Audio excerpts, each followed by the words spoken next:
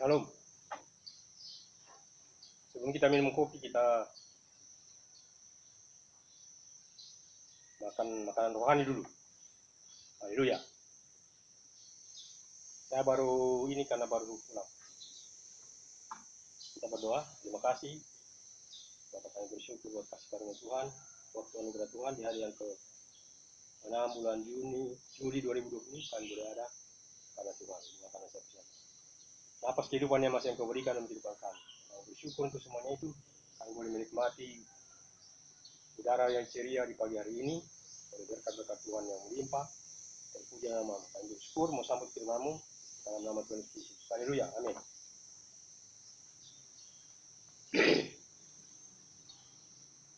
Hari ini kita sudah berada di kitab Roma pasal 8 dengan bahasan hidup oleh roh. Haleluya.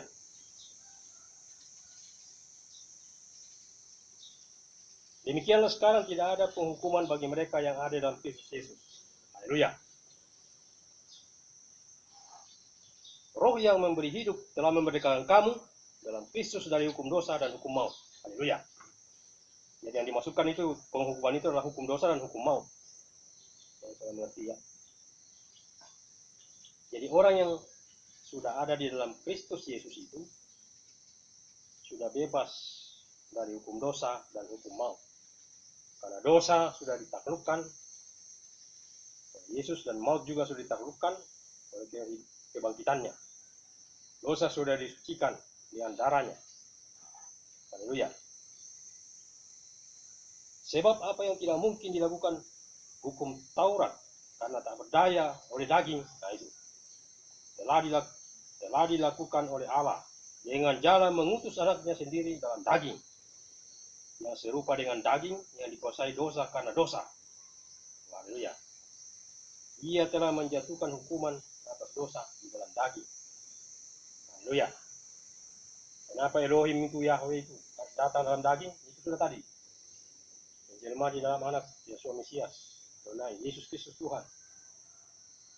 Haleluya. Untuk itulah, untuk menaklukkan dosa dalam daging. Dia harus menjadi daging yang dari roh. Haleluya.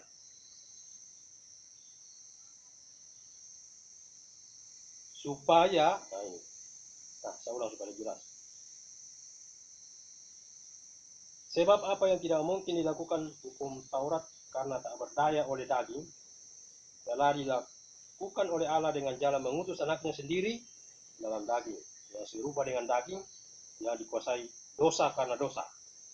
Daging itu dikuasai dosa karena dosa, makanya ditaklukkan oleh Tuhan lewat kematiannya, lewat penyaliban dirinya secara daging, diri Yesus.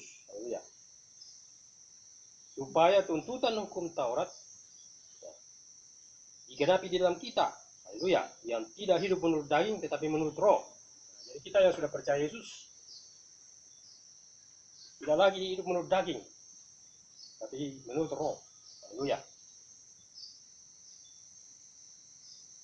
Sebab mereka yang hidup menurut daging memikirkan hal-hal yang dari daging.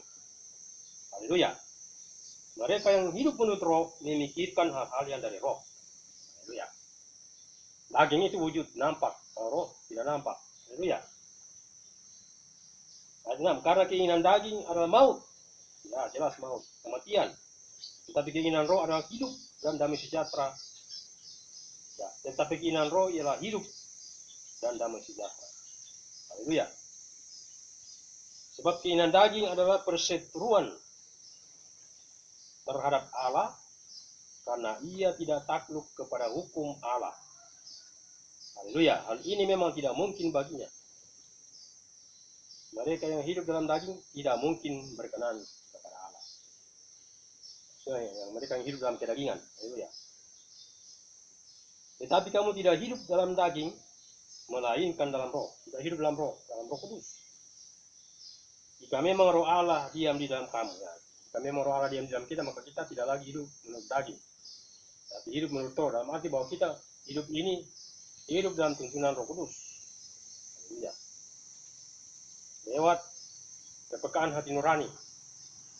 Karena Roh Kudus itu bekerja di dalam hati nurani yang terdalam. Haleluya. tidak hidup dalam daging, melainkan dalam roh. Jika memang roh Allah diam dalam kamu. Ya. Tetapi jika orang tidak memiliki roh Kristus, ia bukan milik Kristus. Haleluya, jelas. Orang yang tidak memiliki roh Kristus, yaitu roh kudus, dia itu bukan milik Kristus. Haleluya. Tetapi jika Kristus ada dalam kamu, maka tubuh memang mati karena dosa. Nah, kalau Kristus sudah masuk dalam hidup kita, tubuh kita ini sudah mati karena dosa. Haleluya. Sudah tidak berdaya untuk melakukan dosa. Haleluya. Tetapi roh adalah kehidupan oleh karena kebenaran. Roh manusia ini. Jadi roh itu menjadi hidup oleh karena kebenaran Yesus yang hidup dalam kita. Haleluya. Dan jika roh dia, roh Yesus yang telah membangkitkan, jika roh dia yang telah membangkitkan Yesus dari antara orang mati diam di dalam kamu, maka ia yang telah membangkitkan Kristus Yesus dari antara orang mati akan menghidupkan juga tubuhmu yang panah itu oleh rohnya yang diam di dalam kamu. Oleh roh kudus yang diam dalam hidup kita, dihidupkan tubuh yang mati tadi ini, tubuh daging ini, dihidupkan untuk kemuliaan bagi Elohim, bagi Bapa kita. Haleluya. Ayat 13.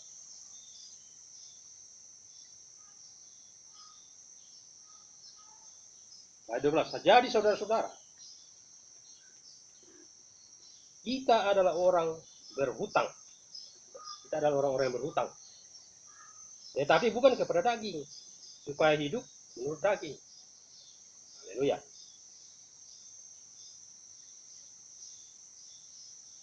Sebab jika kamu hidup menurut daging, kamu akan mati. Tetapi jika oleh roh kamu mematikan perbuatan-perbuatan tubuhmu, kamu akan hidup. Jadi kalau kita menurut daging, maksudnya hidup dalam kedagingan saja, maka kita akan mati. Tetapi kalau kita hidup, dikatakan oleh roh kudus, berarti kita mematikan perbuatan-perbuatan tubuh dalam hidup. Tubuhmu, kamu akan hidup. Jadi kalau kita mematikan, dikatakan sini, jika kita mematikan, saya jelas. Jika kamu hidup menurut daging, kamu akan mati. Ya, kita akan mati kalau hidup tanpa roh kudus. Tetapi jika oleh roh kamu mematikan perbuatan-perbuatan tubuhmu, kamu akan hidup. Jadi oleh roh kudus yang sudah memenuhi kehidupan kita, masuk dalam batin kita, itu yang akan menghidupkan kita. Haleluya. Dan memampukan kita untuk mematikan perbuatan-perbuatan daging yang ada dalam kehidupan kita. Lewat pikiran, lewat perkataan, lewat perbuatan, lewat penglihatan, pokoknya lewat indera-indera. Haleluya. Yang pada intinya selalu menyenangkan kedagingan. Haleluya. Nah, itu maksudnya. Nah, sehingga dikatakan semua orang yang dipimpin roh Allah adalah anak-anak Allah. Haleluya. Jadi kalau kita mau menjadi anak-anak Allah, kita harus mau dipimpin oleh roh Allah, roh kudus. Itulah tandanya anak-anak Allah, yaitu orang yang hidup dalam tuntunan roh kudus. Haleluya. Selamanya yang dilakukan adalah perbuatan-perbuatan yang buahnya adalah buah-buah roh. Haleluya. Buah-buah roh kan kita sudah tahu, nanti akan kita bahas dalam Galatia. Haleluya. Salah satunya adalah kasih, sukacita, damai sejahtera, kesabaran, kemurahan, kelemah lembutan. Terakhir adalah penguasaan diri. Haleluya. Ada 9 karunia Roh Kudus, ada 9 buah Roh Kudus. Nanti dari waktu kita akan bahas itu. Nah, itu akan menghasilkan buah-buah roh apabila orang itu hidup dipimpin oleh Roh Kudus. Haleluya. Nah, kita baca selanjutnya. Semua orang yang dipimpin oleh Roh Allah adalah anak-anak Allah. Ayat 15, sebab kamu tidak menerima roh perbudakan yang membuat kamu menjadi takut lagi. Haleluya. Tetapi kamu telah menerima roh yang menjadikan kamu anak Allah. Kita tidak takut lagi. Kalau Roh Kudus sudah ada dalam kita. Karena dia memberikan, dikatakan dia memberikan kekuatan untuk membangkitkan roh keberanian. Haleluya. Selanjutnya dikatakan,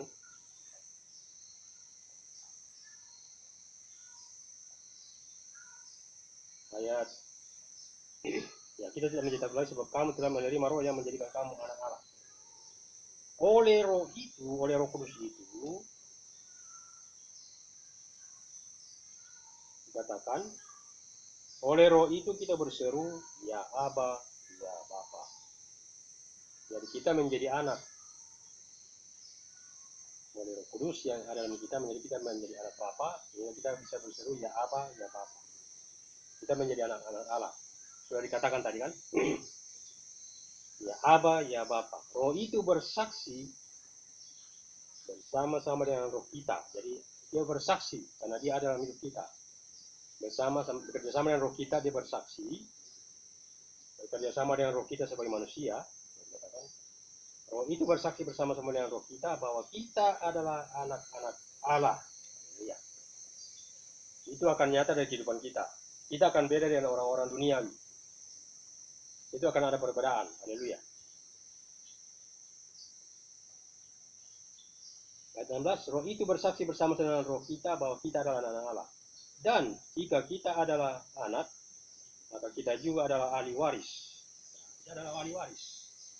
Kita menjadi anak Allah berarti kita adalah ahli waris. Maksudnya orang-orang yang berhak menerima janji-janji Allah yang akan menerimanya bersama dengan Kristus. Haleluya. Yaitu jika kita menderita bersama-sama dengan Dia, supaya kita juga dipermuliakan bersama-sama dengan Dia. Nah, itu. Kalau mau dipermuliakan bersama Kristus, harus rela. Rela menderita bersama Kristus. Salah satu kerelaan menderita yang paling praktis itu adalah rela mematikan perbuatan daging. Ya. Dalam kehidupan kita, perbuatan kedagingan. Itu salah satu kerelaan yang paling istilahnya itu paling dekat. Tidak usah bicara tinggi-tinggi. Rela kita mematikan perbuatan kedagingan yang ada dalam kita, dan kita hidup, katakan, maksudnya adalah orang-orang yang berhak menerima janji, yang akan menerimanya bersama dengan Kristus jika kita menderita bersama-sama dengan Dia, supaya kita juga dipermuliakan bersama-sama dengan Dia. Menderita bersama Kristus. Penderitaan yang Kristus sudah pernah alami, juga tidak akan alami. Nah, setiap kita orang-orang percaya, proses atau penderitaan itu tidak sama, tidak beda setiap orang. Haleluya. Nah, itu sebabnya kita terus bersyukur buat kekuatan yang masih Tuhan berikan. Saya selalu berulang-ulang katakan bahwa kita ini hidup bukan karena kuatnya kita, semata-mata karena roh Tuhan yang ada dalam kita, membuat kita bisa bergerak, membuat kita bisa bernapas. Itu semata-mata karena kekuatan roh Tuhan yang ada dalam kita. Karena awalnya manusia diciptakan itu kan setelah dibentuk dari tanah liat, Elohim Yahweh itu meniupkan nafas dalam hidup manusia itu sehingga manusia itu hidup. Dan sampai hari ini kita boleh ada, kita semua percaya karena Tuhan. Itulah sebabnya kita terus bersyukur. Di hari yang ke-6 di bulan Juli 2020 ini, di era new normal, kita terus bersuka cita karena kehidupan kita ada dalam Tuhan, perlindungan Tuhan nyata. Mari kita bersyukur. Segala puji, syukur, hormat, kemuliaan kami kembalikan kepada Bapa di surga, Bapa dalam nama Tuhan Yesus Kristus yang tidak pernah meninggalkan kami waktu mati. Engkau terus ada bersama-sama kami di segala tempat, segala situasi, segala keadaan, segala kondisi. Engkau ada menaungi kehidupan kami, Engkau berdaulat. Firman-Mu yang hidup dan Roh-Mu yang ada dalam hati batin kami, terus menuntun kami untuk terus hidup sesuai dengan kehendak. Puji dalam Bapa, segala puji serta hormat segala kemuliaan hanya bagi-Mu, buat kami yang bersyukur untuk firman-Mu. Di dalam nama Tuhan Yesus Kristus, kami sudah berdoa dan mengucap syukur. Haleluya, amin. Demikian dulu apa yang kita bisa renungkan pada pagi hari ini. Selamat melanjutkan aktivitas. Semangat. Shalom. Tuhan memberkati.